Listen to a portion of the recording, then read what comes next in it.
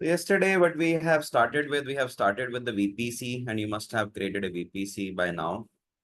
Let's take another scenario in VPC. So let's suppose you have created a VPC.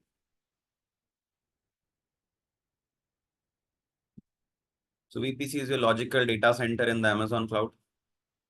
After creating a VPC, you have created an internet gateway, which is IGW. Then we have created different subnets. We have created a subnet. We are calling it as public subnet. Then we are having another subnet. Then we are calling it as the private subnet.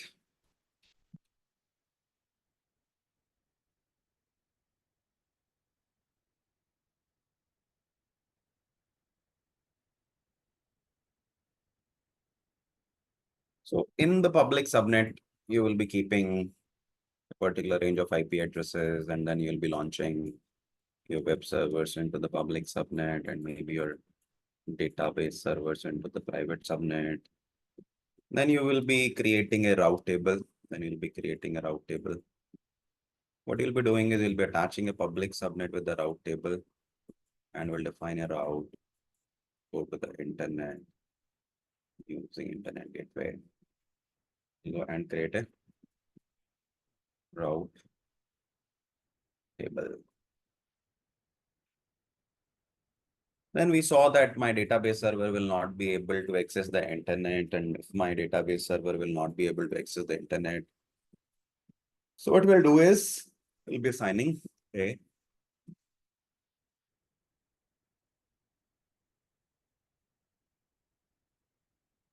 we'll create NAT. We'll go and create NAT into the public subnet. So what NAT is known as network address translation. What it will do is it will translate private IP addresses into public and public into private. So we have created another route table and we have called it as the private route table. And in this particular case, what we did is we have associated this private route table with the database. And then we have further sent it to this NAT. So in this case, all my traffic is being routed through NAT. All my traffic is being routed through NAT.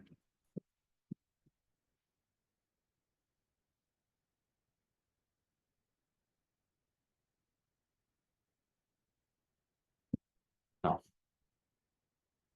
everything is going through NAT. And NAT is not free. So whatever data is going in and out of the NAT, you have to pay for it. Whatever data is going in and out of the NAT, you have to pay for it. But there is one more challenge. And the other challenge is that there is a different service and the name of the service is S3. We have one more service and the name of the service is S3. So what we will do is we will be using this S3 service. We'll be using this particular S3 service. It is a storage service and my database is also storage. तो मान लीजिए database का backup मैं S3 में रखना चाहता हूँ. I would like to keep the backup of my database into S3. लेकिन S3 is a global service.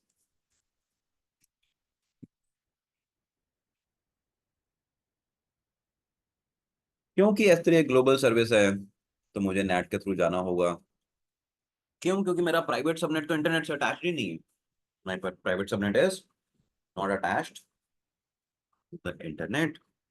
मेरा जो प्राइवेट सबनेट है that is not attached to the internet.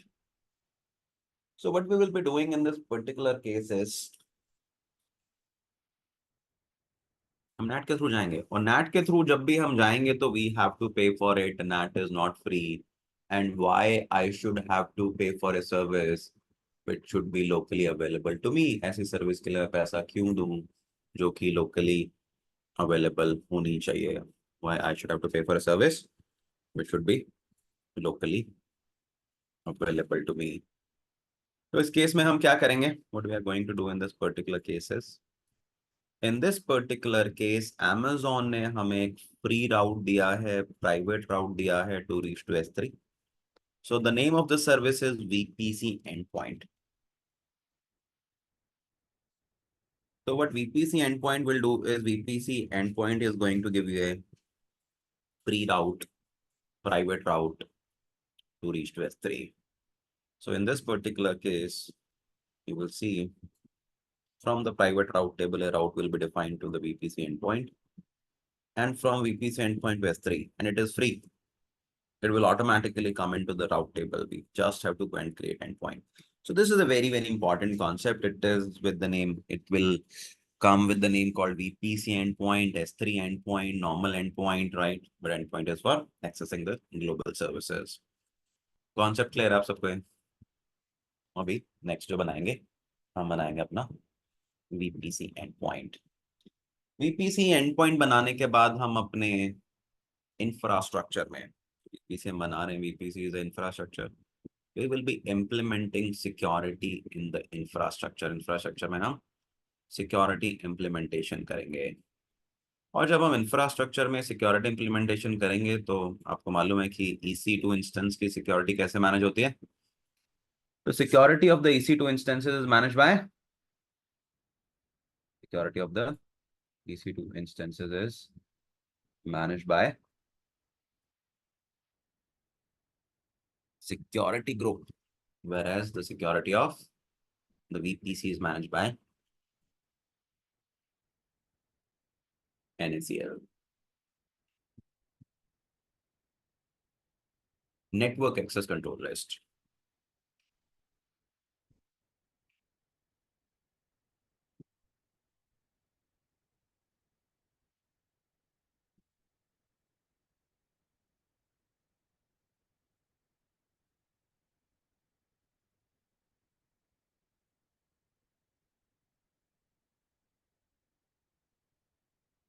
It will be used for protecting the complete infrastructure. पूरा infrastructure अगर protect करना है तो उसके लिए लगेगा NACL. अब आपको मालूम है कि सिक्योरिटी ग्रुप के अंदर भी इनबाउंड रूल्स होते हैं, सिक्योरिटी ग्रुप के अंदर भी आउटबाउंड रूल्स होते हैं. In the security group, you have inbound rules, outbound rules. Likewise, in the NACL also you have inbound rules and outbound rules. So if I will talk about security group,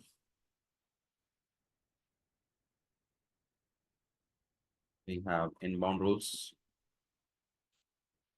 and we have outbound rules. So outbound in security group, all allowed. All is allowed by default. We are not filtering outbound, but for inbound, we filter. We are filtering inbound traffic.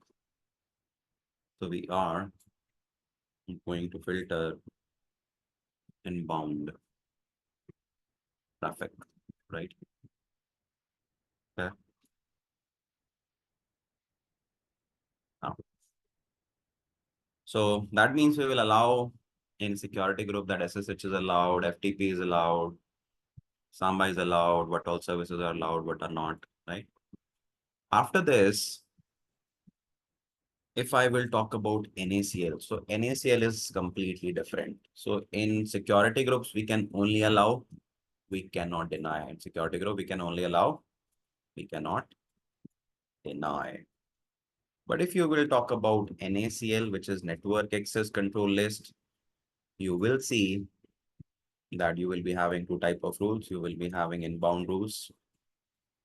You will be having outbound rules, but you have to allow in inbound and you have to allow in outbound. Why? Because NACLs are stateless. They do not remember the traffic which is coming from outside that needs to go. So from coming inside, that needs to go to outside also, right? But security group remembers. So this question will come in an interview that security groups are stateful, whereas NACLs are stateless.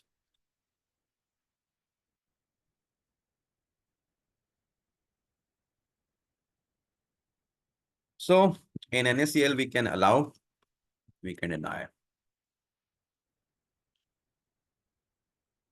तो जब भी आपके पास एक question आएगा कि NACL को आप allow, मान लीजिए आपके पास कोई बाहर से रेंज ऑफ IP एड्रेसेस है या डोमेन नेम है, उसको आप डिनाई करना चाहते हो through enter into your network, in that case what you will do, so if you want to deny it you can deny it, no problems, but for denying, if you want to deny it, that can only be done with the help of NACL. In security group we don't have an option to deny, right? Now आइए देखते हैं इसको पूरे को practically. Let's go and create this. तो किसी को यहाँ तक कोई डाउट है तो मुझे बता दीजिए। हम क्या करेंगे, अभी सेम VPC बनाएंगे पूरा, पब्लिक सबनेट बनाएंगे, private subnet, route table, internet gateway. Private route table बनाएंगे but not for NAT today, VPC end point के लिए। फिर हम NACL लगाएंगे, वेब सर्वर को टेस्ट करेंगे। वेब सर्वर में हम टेस्ट करेंगे कि हमारा वेब सर्वर सक्सेसफुली रन कर रहा है, सक्सेसफुली चल रहा है, राइट? और web server is running, working successfully. But let's suppose what you want is, आप चाहते हैं कि आपका जो वेब सर्वर है वो एक पर्टिकुलर केस में आपका काम जो है ना करे, राइट? या ब्लॉक करना चाहते हैं किसी particular range of IP addresses को, right? So that can also be done, right? ये भी किया जा सकता है। तो ये देखते हैं, let's go and see that.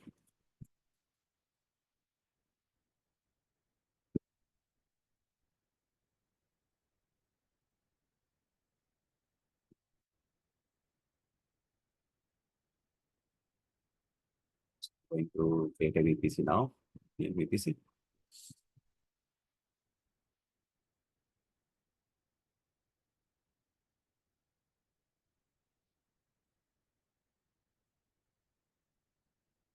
VPC. Click on create VPC. I'm giving it a name called test VPC. And then you can see that the VPC is going to be 192 dot, let's suppose 172.16.0.0/16.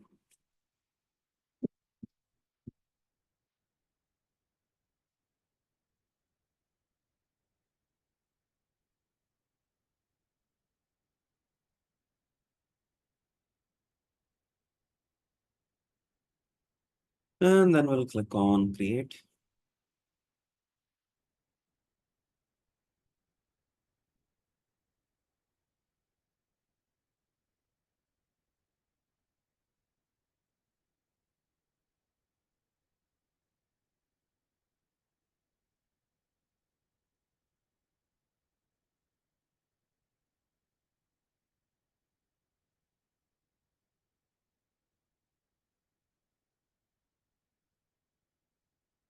Next is the internet gateway.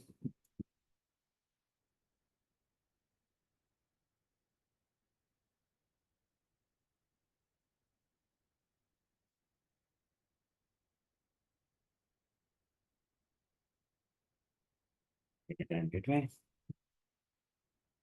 Let's type W. Create internet gateway. So how many internet gateways can be attached with one VPC? One internet gateways can be attached with one VPC.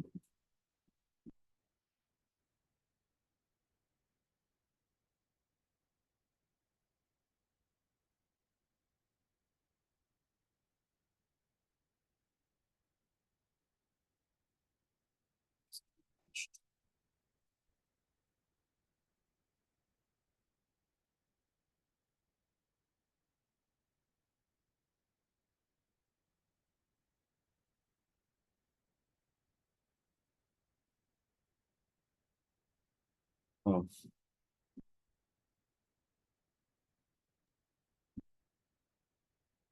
एक ही internet gateway attach हो सकता है। There is only one internet gateway that can be attached to this. Right?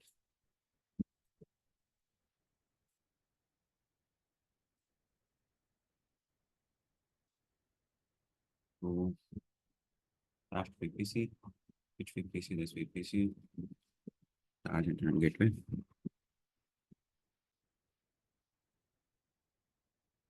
then you will go to subnets। ये मैं कल भी बनाया था, आप लोगों ने प्रैक्टिस कर लिया होगा। यहाँ पे हमने बनाया हमारा पब्लिक सबनेट।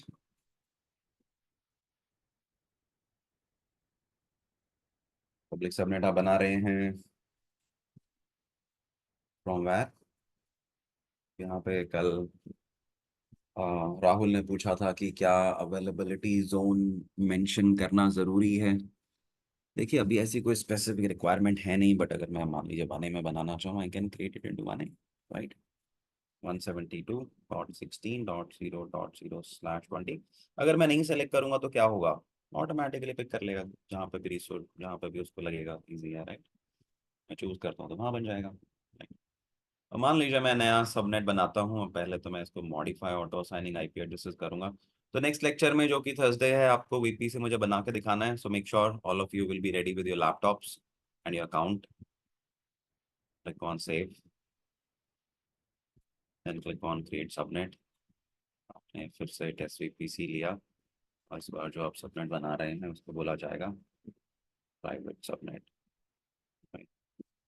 तो जो प्राइवेट सबनेट है इसको हम लेंगे 172.16.0.0, सॉरी सॉरी 16.0/24।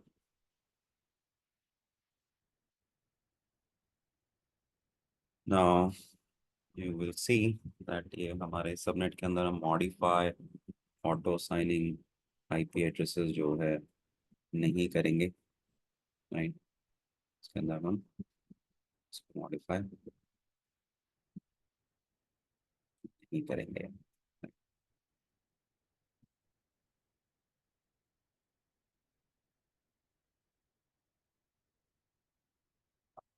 तो इसके बाद हम राउट टेबल पर जाएंगे। राउट टेबल बाई डिफॉल्ट बन जाती है।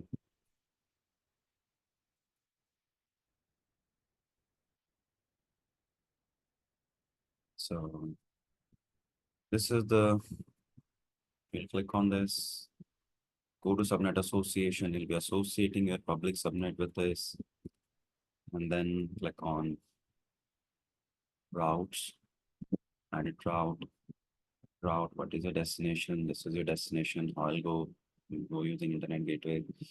This is the internet gateway, click on save changes. So VPC हमने कल भी बनाया था। Let's go and launch two instances now. So I will go to EC2.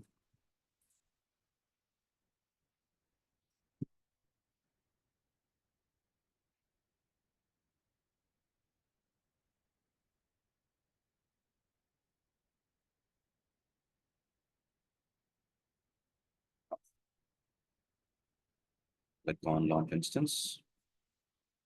I'm giving it a name called web server। इसके बाद हमने यहाँ पे चूज किया Amazon Linux 1 CPU 1 GB RAM. ई पैर का जो नाम है वो हमने मान लीजिए डाल दिया 20th मार्च। और मैं अपना नेटवर्क तो चेंज करना होगा। I will go and change it to test VPC and then इसको पब्लिक सबनेट में लॉन्च करेंगे। लॉन्च कर दिया। मान लीजिए मैं पोर्ट नंबर 80 ऐड कर देता हूँ फोन के बाद में हम इस पे वेब सर्वर भी बनाएंगे। चलिए मान लीजिए अभी बना लेते हैं वेब सर्वर। सो बाद में हम NACL देखेंगे तो हमें वेब सर्वर की ज़रूरत पड़ेगी।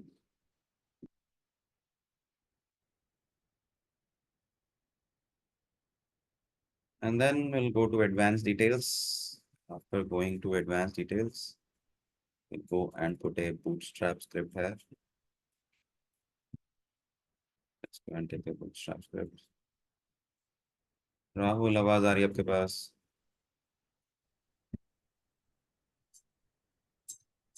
राहुल कहीं में?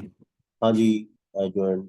हेलो जी। तो अभी हम क्या कर रहे हैं, हम कल वाला सिनारियो अभी तक बनाया है हमने, VPC बनाया है और ये पहला इंस्टेंस लॉन्च किया, कह रहे हैं वेब सर्वर, राइट। तो इस बार हम कॉन्सेप्ट थोड़ा दूसरा देखेंगे। हम एक ऑप्शन देखेंगे, अभी आप समझ लीजिए प्रैक्टिकल, राइट। बट अभी तक हमने सिर्फ और सिर्फ किया है आपका VPC लॉन्च किया है।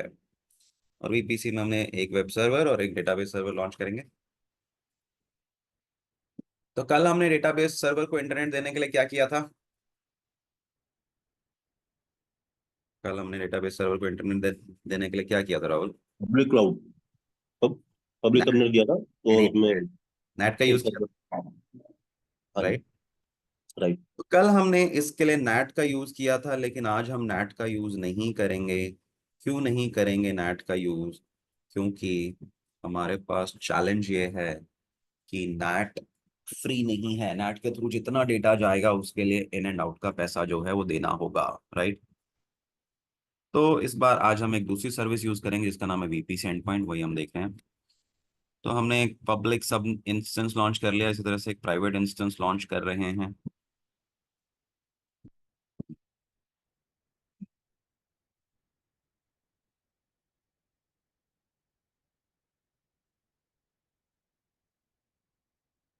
Click on launch instance. एक पब्लिक लॉन्च कर दिया, प्राइवेट लॉन्च कर दिया। अब हम एक यूजर ऐड करेंगे और इस यूजर को हम परमिशन देंगे to access S3। Will be adding a user. अब आपको मालूम है, हम पहले आइए रिमोट ले लेते हैं। नए पब्लिक इंस्टेंस का रिमोट ले सकते हैं, प्राइवेट भी रेडी हो जाएगा तब तक। In the meanwhile let's go and add a user. I'll go to IAM, which is Identity and Access Management.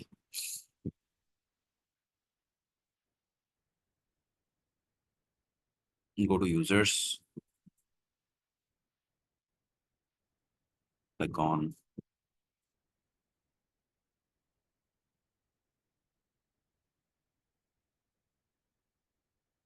users, click on create users.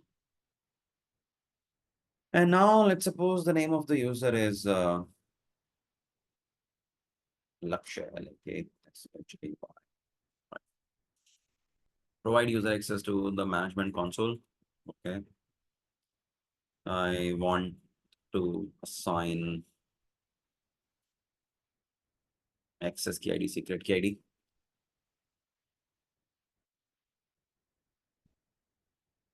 Click on next. I will give one additional permission, and that is to access S3. तो हम S3 को access करने के लिए permission यहाँ पे दे रहे हैं।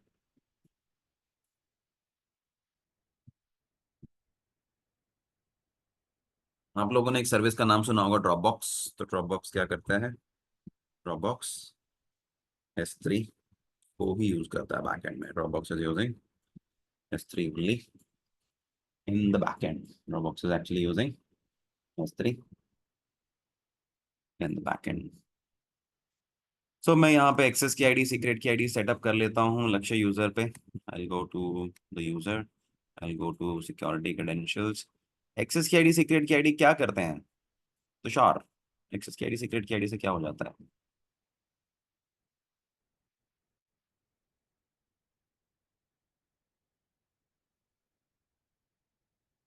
क्या होता है? कमांड लाइन एक्सेस होता है, राइट? Yes sir. तो कमांड लाइन एक्सेस के लिए access key ID, secret key ID की जरूरत पड़ेगी। गेट एक्सेस कीज, एक्सेस की है, सीक्रेट की है। डाउनलोड करना चाहें डाउनलोड कर सकते हैं।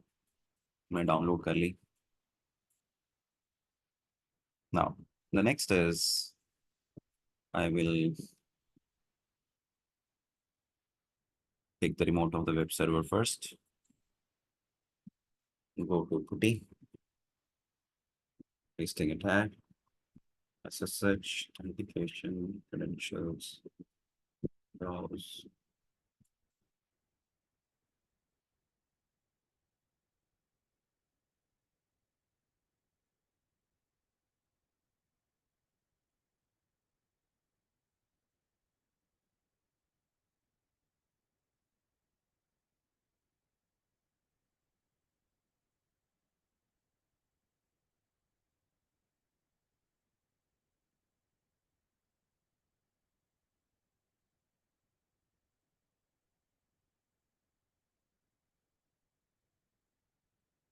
So what we are going to do here is we will be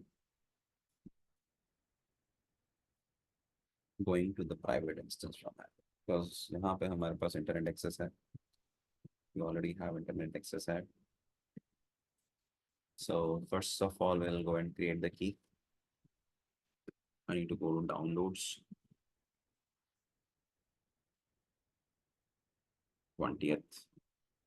launch keeper.pem, Control A, Control C, go back and escape I, then right click, escape, colon, WQ, save and exit. And then you can see edge mode 600 abc.pem, right? Then SSH space -I abc.pem, username abc2-user @ 172.16.16. IP address. I need to go and check exact IP. So I'll go to the database. Database is not having a public IP address, but the private IP is 130. It is 130 mentioned. Yes. And then sudo su dash.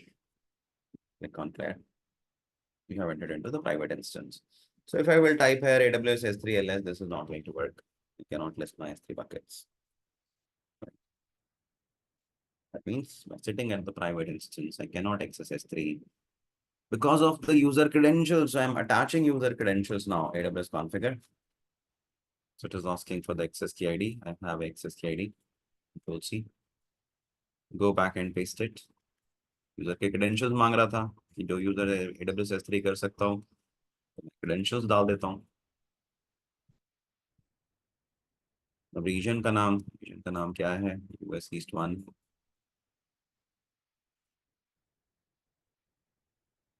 And then output format is going to be JSON JavaScript object notation. तो AWS S3 LS अब चलाएंगे तो क्योंकि मैंने credentials डाल दिए. अब ये credentials का एरर नहीं दे रहा है क्योंकि credentials तो हैं, बट कनेक्टिविटी का इशू है.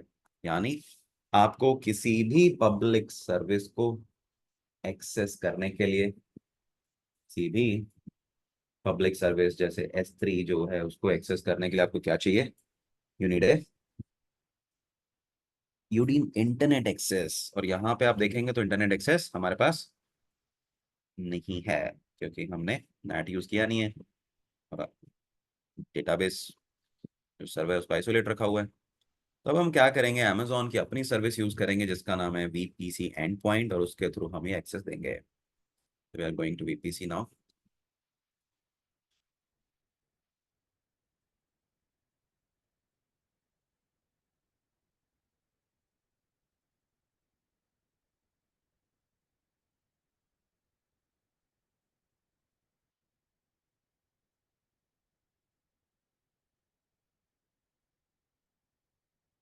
So you can see the services endpoints. I'll click on create endpoint. इसका आपको नाम देना होगा S3 कनेक्शन. लेट्स सपोज किसके लिए बनाना है? एडवर्स सर्विस के लिए बनाना है. कौन सी सर्विस के लिए बनाना है? S3 के लिए बनाना है. तो टाइप है S3. तो जैसे आप यहाँ पे S3 टाइप करेंगे तो आप देख सकते हैं S3 के करस्पॉन्डिंग इंटरफेस आ गए और गेटवे आ गए. इंटरफेस किसी सर्विस से अटैच करने के लिए होते हैं, क्योंकि गेटवे जो है वो बाहर जाने के लिए, राइट, यानी प्राइवेट रूट देने के लिए. हमने यहाँ पे किया गेटवे. कौन से VPC के लिए करना है? ये टेस्ट VPC के लिए करना है. बट अब चैलेंज क्या है? हमने एक प्राइवेट राउट टेबल नहीं बनाई. राउट टेबल एक ही है, राइट. तो हमें एक नई राउट टेबल पहले बनानी होगी क्योंकि राउट तो राउट टेबल में ही आएगा. जैसे कल हमने राउट टेबल बनाई थी और उस राउट टेबल के अंदर नेट का राउट आया था. नेट का राउट हमने बनाया था. हम यहाँ पे इसको भी बना रहे हैं प्राइवेट राउट टेबल. कौन से VPC के लिए है?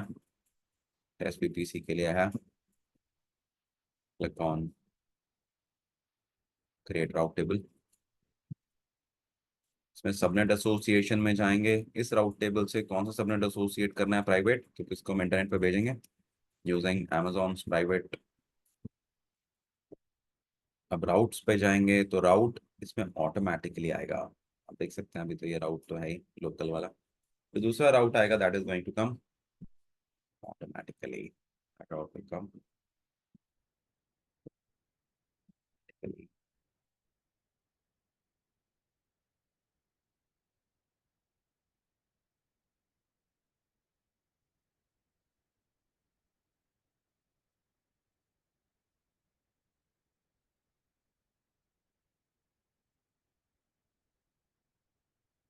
सो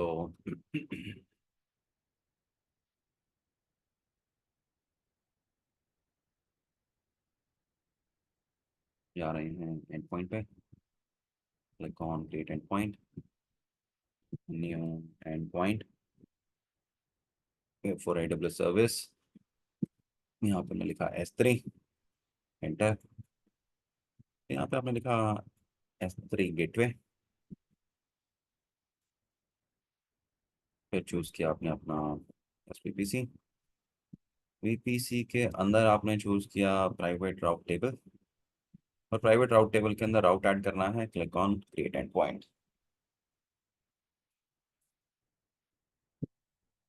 तो अब यहाँ पे जैसे ही राउट ऐड हो जाएगा, आप देखेंगे जो कमांड है यहाँ पे चल जाएगी कि कनेक्शन ना गया हो, कनेक्शन अभी नहीं गया है। तो जैसे ही राउट आ जाएगा, this command will start running.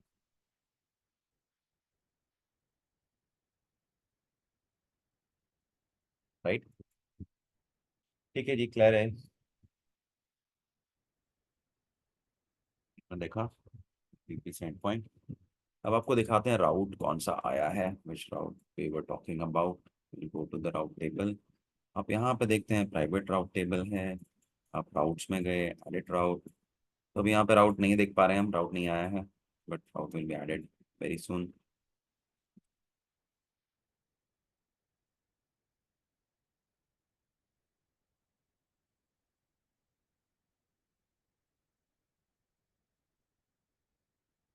नहीं आया। तब तक हम बात कर रहे हैं NACL की, नेटवर्क एक्सेस कंट्रोल लिस्ट। हम नेक्स्ट लगा रहे हैं NACL, और मैंने आपको बताया NACL जो है वो पूरे इंफ्रास्ट्रक्चर को प्रोटेक्ट करने के लिए होती हैं। सिक्योरिटी ग्रुप जो है वो स्टेटफुल होते हैं, जबकि NACL स्टेटलेस होती हैं। सिक्योरिटी ग्रुप में आपके पास इनबाउंड आउटबाउंड, हर फायरवॉल के अंदर इनबाउंड आउटबाउंड रूल्स होते हैं। तो सिक्योरिटी ग्रुप क्या करता है, आउटबाउंड तो सब अलाउड होता है, outbound is everything allowed, outbound is everything is allowed.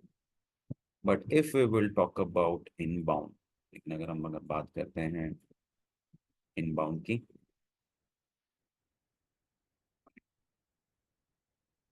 So in that particular case,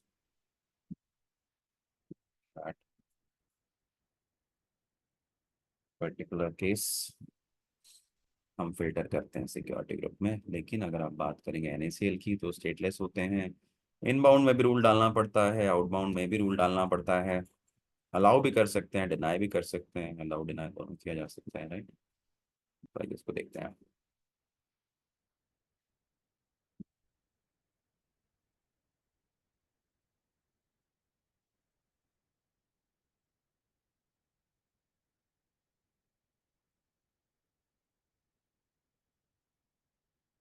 Let's go and see that.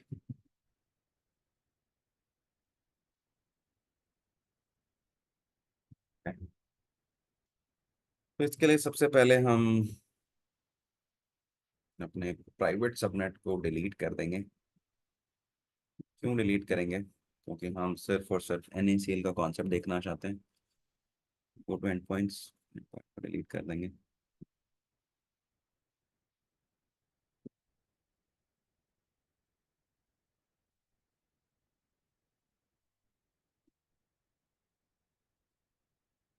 और उसके बाद हम क्या करेंगे,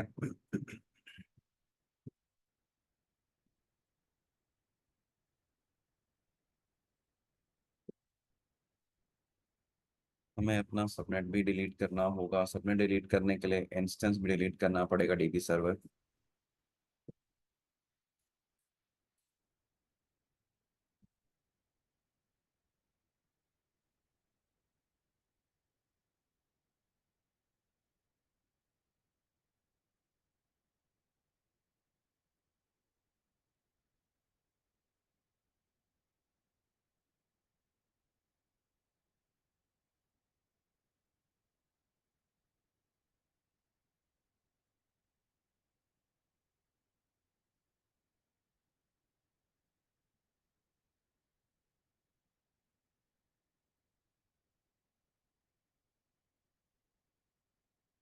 भी डिलीट हो जाएगा तो हमारा प्राइवेट सबनेट भी डिलीट हो जाएगा। Yes, second.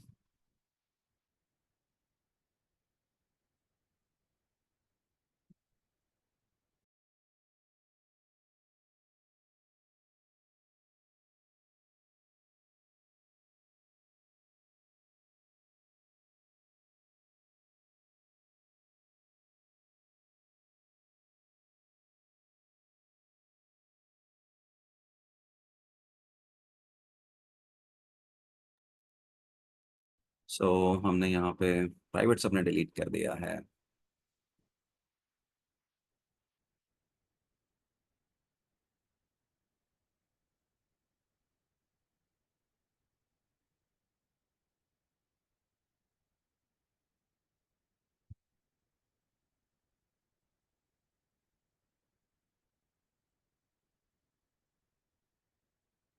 सो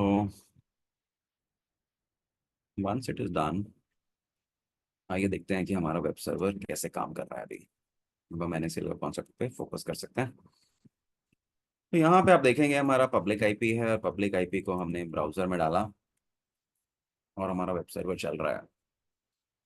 क्यों चल रहा है? क्योंकि हमने सिक्योरिटी ग्रुप के अंदर पोर्ट नंबर 80 एनेबल किया है। It is running because we have enabled port number 80 in the security group. Security group में हमने पोर्ट नंबर 80 जो है अनेबल किया है।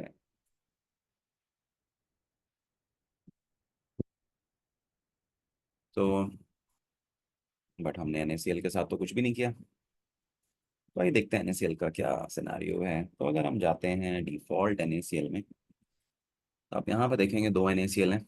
एक तो पहले से बनी थी, इसके अंदर देखिए 6 सबनेट्स हैं, और एक दूसरी हमारी पब्लिक सबनेट के लिए है। तो अगर मैं इस NACL पे जाता हूँ और इसके इनबाउंड आउटबाउंड रूल्स देखता हूँ, तो आपको पता चलेगा कि इनबाउंड में भी कोई, इनबाउंड में सब कुछ अलाउड है। Rule number 100, all traffic all ports everything is allowed, I can deny it also. और अगर आप देखेंगे आउटबाउंड में, और आउटबाउंड में भी आप देख सकते हैं सब कुछ अलाउड है। आउटबाउंड में भी can go and see that everything is allowed. So इसीलिए आपका वेब सर्वर चल रहा है। ठीक है, अब मैं क्या कर रहा हूँ, मैं एक नई NACL बना रहा हूँ। I am creating a new NACL। Default NACL के अंदर कोई भी रिस्ट्रिक्शन नहीं होंगी। Click on new NACL। तो मैंने यहाँ पे बनाया न्यू NACL। कौन से VPC के लिए बनी है? टेस्ट VPC के लिए बनी है। And then click on create NACL। आपने NACL बना दिया।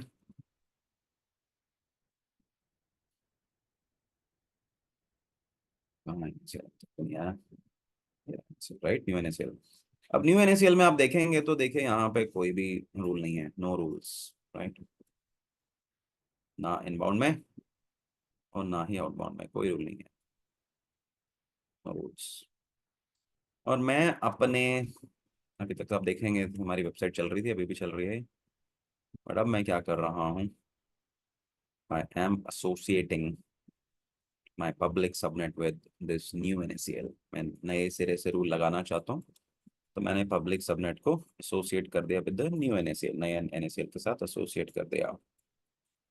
और जब मैंने इसको नए NACL के साथ एसोसिएट कर दिया है, when I have associated it with the new NACL, then what will happen is,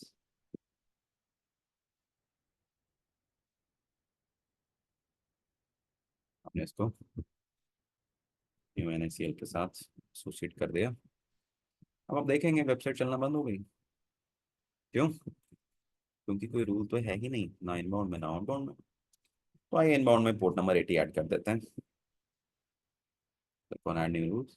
तो यहाँ पे जो नेमिंग कन्वेंशन है वो कहता है कि जो रूल के नंबर्स हैं वो स्टार्ट होते हैं 100 से, 100, 101, 102। और जो रूल्स हैं इनकी प्रेसिडेंस भी होती है। All these rules are having their precedence also. तो मैंने यहाँ पे बोला रूल नंबर 100, क्या अलाउ कराना है? HTTP। इसके लिए अलाउ कराना है, सभी के लिए अलाउ कराना है। मैंने अलाउ करा दिया इनबाउंड में। अभी भी अगर आप देखेंगे मैंने अलाउ करा दिया है। पहले तो कुछ भी अलाउड नहीं था, पोर्ट नंबर 80 अलाउ करा दिया है। अभी भी मेरी वेबसाइट जो है नहीं चलेगी, it is not going to run. मुझे आउटबाउंड में भी डालना है, गो टू आउटबाउंड।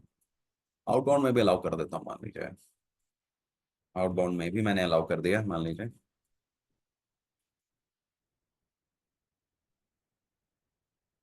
अलाउ। और अभी भी आप देखेंगे वेबसाइट नहीं चल रही है, website is not going to run still. ऐसा क्यों? हाँ, ये डॉक में देखते हैं। So you need to go to Amazon Doc, AWS Doc for NaCl. You can see NaCl documentation. तो अगर आप यहाँ पर जाकर देखेंगे तो आपको हमने बताया कि NaCl जो है वो होती हैं स्टेटलेस। तो हम यहाँ पे फाइंड कर रहे हैं वर्ड stateless को. So you can see NaCls are stateless, which means that information about previously sent or received traffic is not saved. If, for example, you create NaCl rule to allow specific inbound traffic to the subnet, responses to the traffic are not automatically allowed, right? Hey, अगर information previously sent or received traffic की जो information हो save नहीं होती. For example, you create NaCl rule to allow specific inbound traffic to the subnet. Responses to the traffic are not automatically allowed. Automatically allowed नहीं है. जबकि security groups में क्या होता है, सिक्योरिटी ग्रुप स्टेटफुल होती हैं, वो प्रीवियसली सेंट और रिसीव ट्रैफिक को सेव करके रखती हैं, राइट? नाउ अब मैं इसी को नेक्स्ट करता हूँ. नेक्स्ट स्टेटलेस यहाँ पे है, और स्टेटलेस में देखेंगे तो ये कह रहा है कि following is an example of network ACL to associate with subnets. For the instance, the network ACL rules apply to all instances in the subnet. Network से ACLs are stateless, therefore you need this rule. कौन सा rule? Outbound के rule की बात हो रही है, inbound है, और आउटबाउंड में देखिए ये रूल डालना होगा. 1024 से लेके 65,536 अलाउड फॉर एवरीवन. ये रूल जो है आपको यहाँ पे डालना ही डालना होगा. You have to allow this particular rule, right? Rule जो है आपको अलाउ करना पड़ेगा, राइट? यस.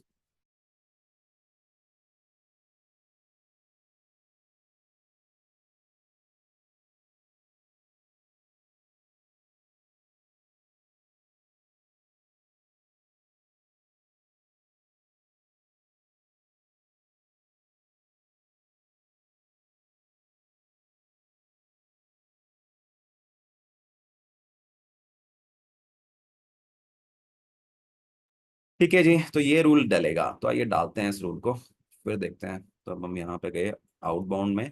तो आउटबाउंड में ये रूल नहीं चाहिए हमें, इस रूल की ज़रूरत नहीं है, इसको हमने रिमूव कर दिया. और हमने यहाँ पे डाला रूल नंबर इज़ 100. और यहाँ पे मैंने लिखा कि हमें डालना है 1024 से लेकर 65,535 तक. जो टोटल पोर्ट्स होते हैं वो 1 से लेकर 65,535 तक होते हैं नेटवर्किंग में. मैंने इसको सेव कर दिया. मैंने सेव कर दिया तो आप देखेंगे वेबसाइट चलने लगी. दूसरा, ये जो रूल्स हैं इनकी प्रेसिडेंस भी होती है. अगर मैं रूल नंबर 100 में कहता हूँ अलाउड, 101 में कहता हूँ डिनाइड, तो उसका डिनाइड का कोई मीनिंग नहीं है. अब देखिए यहाँ पे मैं आपको बताता हूँ, मैं एक नया रूल बना रहा हूँ. रूल का नंबर लिखा 99, और 99 में मैंने लिखा ऑल ट्रैफिक इज डिनाइड. तो 99 में मैं कह रहा हूँ ऑल ट्रैफिक डिनाइड, और 100 में मैं कह रहा हूँ HTTP इज अलाउड. तो HTTP की कोई वैल्यू नहीं है, जो मैंने पहले कह दिया उसी की वैल्यू है. अब अगर मैं रीलोड करूंगा so it is not going to run. जबकि अगर मैं यहाँ पे जाता हूँ और मैं जाता हूँ एडिट इनबाउंड रूल्स में, और इस 99 का सिर्फ नंबर चेंज कर दूंगा 101 पे, 99 का सिर्फ नंबर चेंज कर दूंगा 101 पे, चलने लग गया. देखिए, तो रूल्स की प्रेसिडेंस होती है NaCl में. किसी को डाउट है इसमें तो पूछिए. So, but how come we can keep the rule as 99? As you were saying, the rule starts from It's just a 100. naming convention. You can mention 100, 101, 102, जो भी आप देना चाहें. I was just showing you an example. तो rule का number डालना पड़ेगा, कुछ भी हो सकता है नंबर. नेमिंग कन्वेंशन कहता है 100, 101 होने चाहिए, बट कोई आपको डालने से रोक थोड़ी रहा है. It could be anything. तो sequence will be followed, right? Sequence जो है इस केस में वो फॉलो होगी ही होगी. क्लियर? Yes, sir. तो ये आपने प्रैक्टिस करना है. थर्सडे को सबसे पहले आपका एक टेस्ट होगा जिसमें मैं आपसे PPC बनवा कर देखूंगा.